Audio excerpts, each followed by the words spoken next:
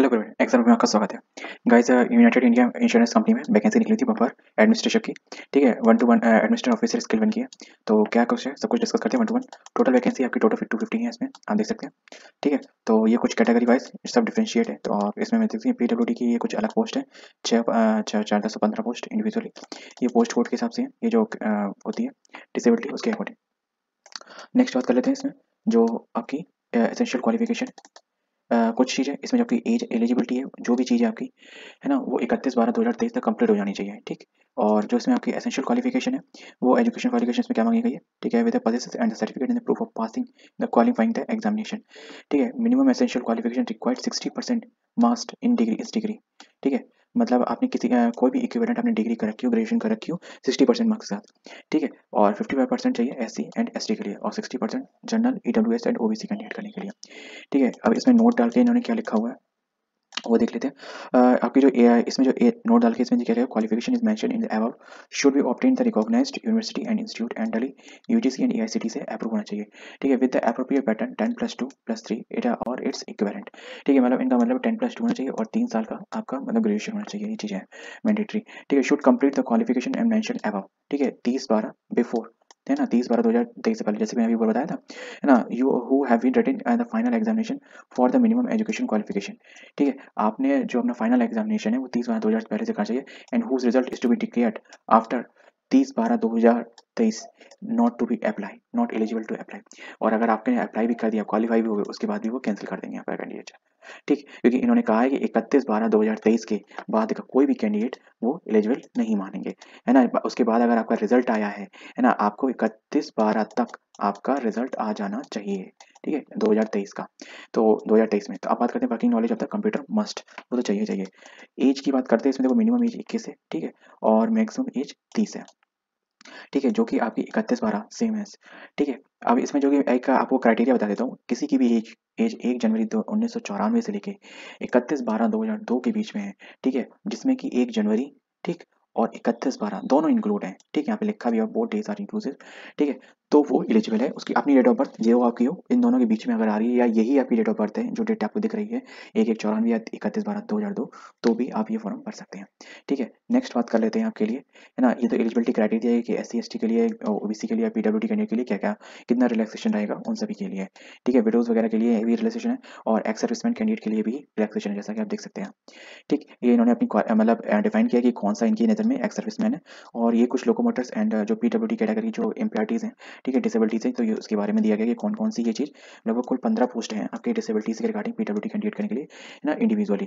बात कर लेते हैं फीस की। देखो 1,000 रुपये फीस है प्लस जीएसटी एक्स्ट्रा, मतलब मेरे ख्याल से 18% जीएसटी, 1180 रुपये का आपका ये फॉर्म रहेगा। ठीक है, ये ये एस ऑल कैंडिडेट के लिए है, other than SC ST and PWD candidate के लिए, मतलब इनको छोड़ के बाकी सभी कैंडिडेट के लिए है। ठीक है, बात करते हैं परमानेंट एम्प्लॉय और पीएसजीआई कंपनी, जो भी परमानेंट एम्प्लॉय है उनके लिए भी यही है। एससी एसटी और पीडब्ल्यूडी कैंडिडेट के लिए जो भी परमानेंट कैंडिडेट है, ठीक है ना, इन जिनके पास ये डिसेबल्ड ये चीज़ें हैं, है ना, तो वो उनके पास 250 रुपये चार्ज प्लस जीएसटी 18% अलग से। बात कर लेते हैं, देखो फॉर्म अप्लाई 8 जनवरी से हो चुका है ना, लास्ट डेट 23 जनवरी है।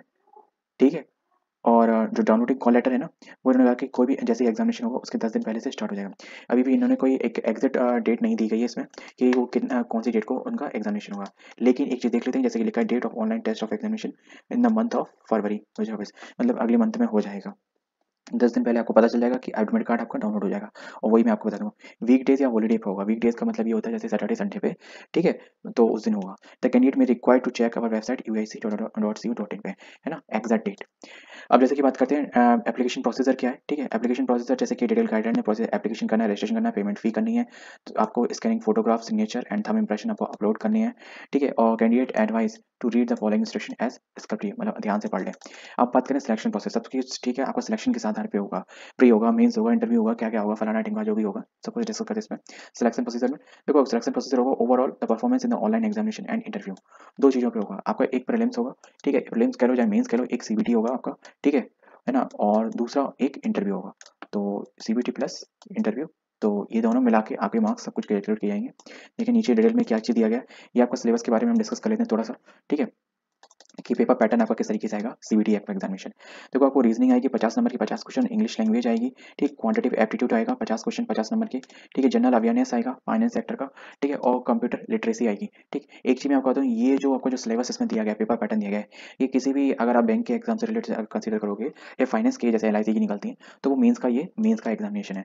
तो मैं आपको एक चीज़ बता दूँ कि इसका पेपर का लेवल जो रहेगा वो प्री से मेंस की तरह डायरेक्शन में रहेगा और मोस्टली मेंस का ही रहेगा, क्योंकि ये जो awareness of the finance sector है ना, ये सबसे गेनेबल होगा इसमें, ठीक है, और इसमें क्वांट, रीजनिंग और इंग्लिश, ठीक है, ये बहुत अच्छे लेवल के क्वेश्चन आएंगे इसमें, ठीक है, मतलब ये समझ लो 200 क्वेश्चन 200 नंबर में से अगर किसी के 100 नंबर भी आ जाते हैं तो 90% चांस है कि उसका सिलेक्शन पक्का हो जाएगा, है ना। एज मैं ये इस आधार पे बोल रहा हूँ जो भी प्रेजेंटली मेंस के एग्जामिनेशन होते हैं, है ना, जो आते हैं उसमें लेवल, मैं उसके आधार पे बोल रहा हूँ। मे भी अगर इसका लेवल थोड़ा डाउन रहता है ना, तो उसके आधार पे मतलब मेन चीज़ है आपकी कट ऑफ उतनी आ जाएगी। इस पेपर को करने के लिए आपको कंपोजिट 2 आवर्स दी जाएंगे। कंपोजिट का मतलब ये है ये कंबाइंड रूप से 2 घंटे दिए जाएंगे, ना कि इंडिविजुअली। या जैसे कि जितनी बैंक्स एग्जामिनेशन होते हैं मेंस का, तो उसमें मालूम क्या होता है, या फाइनेंस के, तो उसमें सेक्शन वाइज टाइम दिया गया है, जैसे कि 20 मिनट इसको दे दिया, 20 मिनट इसको दे दिया, 15 मिनट इसको दे दिए, 20 मिनट इसको दे दिया, 10 मिनट इसको दे दिया, ऐसे इस तरीके से सेक्शनल बना होता है। तो ये चीज़ आपके लिए एक प्लस पॉइंट है, तो इस चीज़ का आपको रिमाइंड रखना पड़ेगा। नेक्स्ट बात कर लेते हैं जो भी ऑनलाइन एग्जामिनेशन होगा, ठीक है, नंबर ऑफ नेगेटिव मार्क्स इसमें बिल्कुल है, ठीक है, कितना है नेगेटिव मार्क्स का, तो objective the correct score after the penalty for the wrong answer, सही के लिए सही मिलेंगे और पेनल्टी के लिए minor difference different, take care of the health the differentiation is to be equal. Next बात कर लें, the test wise score and the score on in total report will be a decimal point up to 2 जो भी आपकी मतलब marks calculate करके जो बनेंगे वो 2 पॉइंट तक काउंट किए जाएंगे, ठीक है, मतलब जैसे कि 0.25 या 0.5, मेरे ख्याल से इसमें जो नेगेटिव मार्किंग होनी चाहिए वो 154 की होनी चाहिए, यहाँ कहीं लिखा जरूर होना चाहिए नेगेटिव मार्किंग। हाँ ये रहा, there will be penalty for the wrong answer mark, ठीक है, कितनी है, the objective for English language will be bilingual, ठीक है, फॉर द रिंग मार्क्स 1/4, ठीक है, मैं कह रहा था अंडर से 1/4 हो गया आपकी नेगेटिव मार्किंग, मतलब सही होने पे आपको 1 नंबर, गलत होने पे आपका 0.25 कट जाएगा, ठीक है, और अगर कॉमन सेंस से बोलूँ आपको तो 1.25 कट जाएगा, ठीक है। ये कुछ आपके जो स्क्राइब के रिगार्डिंग है उसको 20 मिनट ज़्यादा मिलेंगे, ठीक है। अगर ये वाली डिसेबिलिटी है तो 40% इम्पेयरमेंट आपका मतलब आपके सर्टिफिकेट वगैरह में होना चाहिए। तो ये जो आपके जो डिसेबिलिटी रिगार्डिंग जो कैटेगरी है तो वो आपने देख लेना है कि आपकी डिसेबिलिटी मैच करती है। मैं आपको एक चीज़ बता दूँ, जो मोस्टली आपकी बैंक वगैरह में डिसेबिलिटीज़ का आपका सर्टिफिकेट लगता होगा वही इसमें लगेगा, मे भी कुछ और गाइडलाइंस इसमें रिगार्डिंग आपके लिए नहीं होंगी। मैंने मेरे ख्याल से मैंने आपको सभी इन्फॉर्मेशन दे दी है, अगर कुछ रह गई हो तो आप कमेंट बॉक्स में पूछ लेना, कि ये बाकी सब बेसिक गाइडलाइन है जो उनकी जो दी गई हैं, ठीक। और हाँ एक चीज़ आप देख लो, जो मैंने आपको बताया कुछ डॉक्यूमेंट जैसे कि आपको करने हैं, जैसे फोटो सिग्नेचर, ठीक है, photo signature lap thumb impression, ठीक है, और ये डिक्लेरेशन में देखो लैप थंब इम्प्रेशन लिखा हुआ है ना, ठीक है, और स्कैन चाहिए, ठीक है। आप मैं चाहिए बताऊँ आपको करना एक अपने इंक पैड से घर में किसी का भी हो तो, या फिर कहीं पे भी स्टेशनरी पे चले जाना कंप्यूटर से, तो उनके पास इंक पैड होता है, तो इंक पैड करके एक कागज पे लगाना, उसको स्कैन कर लेना या फिर अपनी फोटो से साफ खींच के उसको अपलोड कर देना, लेकिन करना ब्लैक में, ब्लैक एंड व्हाइट में, ठीक है। फोटो आपकी कलर चाहिए, ठीक है, बट जो आपकी सिग्नेचर है वो ब्लैक एंड व्हाइट चाहिए। अब ये जो डिक्लेरेशन, ये भी डिक्लेरेशन आपको बिल्कुल नहीं, यहाँ पे बस केवल आपको नाम अपना लिखना पड़ेगा, ब्रैकेट में नहीं, ये ब्रैकेट में नहीं आपको चला, केवल यहाँ पे आपको नाम लिखना पड़ेगा, जैसे कि आई कॉमा आपका नाम, जैसे कि आपका नाम है अभिमन्यु, तो यहाँ पे अभिमन्यु लिखना है ना, I comma Abhimanyu comma year Y S to S जो भी लिखना है यहाँ से यहाँ तक पूरा कंप्लीट लिखना है, ठीक है, एक कागज पे लिखना है ना, और किसी ने व्हाइट पेपर पे लिखना है और ब्लैक इंक से लिखना है, एक चीज ध्यान रखना, और ऐसे ही लिखना है रनिंग हैंड राइटिंग में जैसे लिखा है, जो स्मॉल है वो स्मॉल लिखना है, जो कैपिटल है वो कैपिटल लिखना है, ठीक है। तो और इसकी भी आपको फोटो खींच के आपकी अपलोड होगी, तो ये आपको फॉर्म भरने से पहले रेडी करना पड़ेगा, लेकिन अगर आप हाँ रेडी करना पड़ेगा, क्योंकि मे भी हो सकता थोड़ी सी चेंजमेंट हो, अभी चेंजमेंट हुआ था IPS वाले में, SBI वाले में थोड़ा सा इन्होंने चेंजमेंट कर दिया डिक्लेरेशन में, तो यही चीज़ आपको एक कागज पे लिख लेना और सीधा सा अपलोड हो जाएगा, कुछ भी कोई दिक्कत नहीं है। तो बस यही 3-4 डॉक्यूमेंट आपको, जो फोटो सिग्नेचर, ठीक है, और आपके फोटो की मेजरमेंट बता दूं, फोटो देखो सिग्नेचर आपके 10 से 20 KB के अपलोड होंगे, ठीक है, और ये देख लो एप्लीकेशन पेमेंट डॉक्यूमेंट स्कैन, और फोटो के क्या मेजरमेंट्स हैं, फोटो का इसमें यहाँ पे नहीं दिया गया, फोटो का यहाँ पे नहीं दिया गया, एक सेकंड मैं भी देखा, एक सेकंड, फोटो फोटो का इसमें नहीं दिखा रहा है, पर फोटो तो नहीं, हाँ ये रहा फोटो, हाँ ये रहे, इसमें दिए गए मेजरमेंट्स दिए गए 20 से 50 KB के बीच में, ठीक है, 20 से 50 KB के बीच में आपको होना चाहिए, ठीक है, तो इस चीज़ का बस ध्यान रखना।